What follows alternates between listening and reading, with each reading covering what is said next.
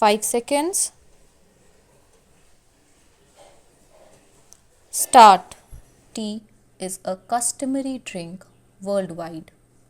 The tea ceremonies of Asian countries are the crowning glory of the tea culture. They set it apart and glorify it and give a symbolic meaning to the importance of tea in society and local culture. These ceremonies, which have been preserved from ancient times, open a window to distant cultures and ancient customs, which have assimilated into various traditions from China to Japan to the Mediterranean and accompanied them up until today. The tea ceremony starts from China. It is the most ancient ceremony and plays a central role in Chinese culture. The tea is the heart of the ceremony.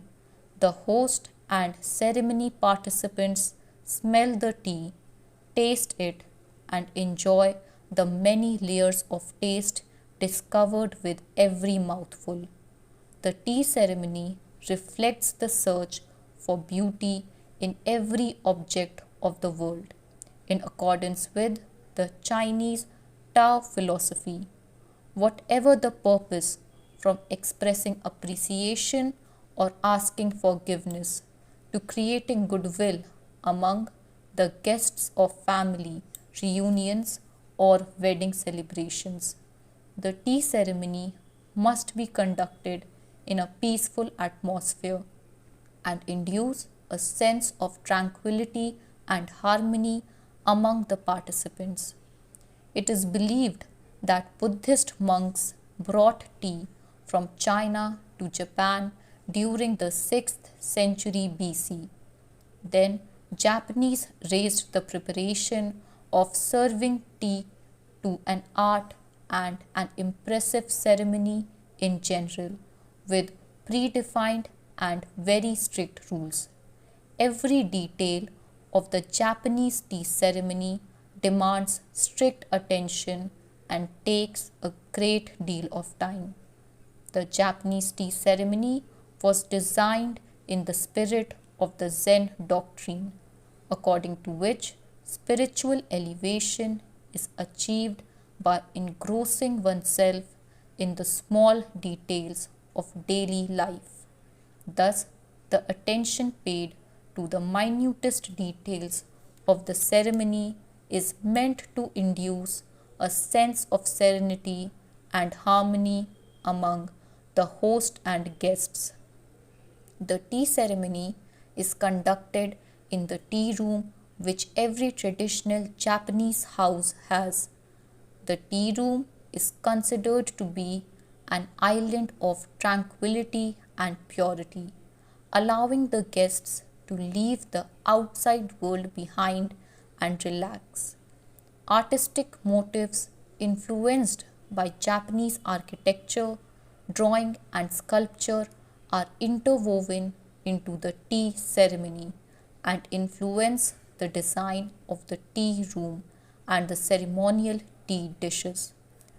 At the beginning of the 17th century, the Chinese emperor presented the Russian Tsar with a box of tea.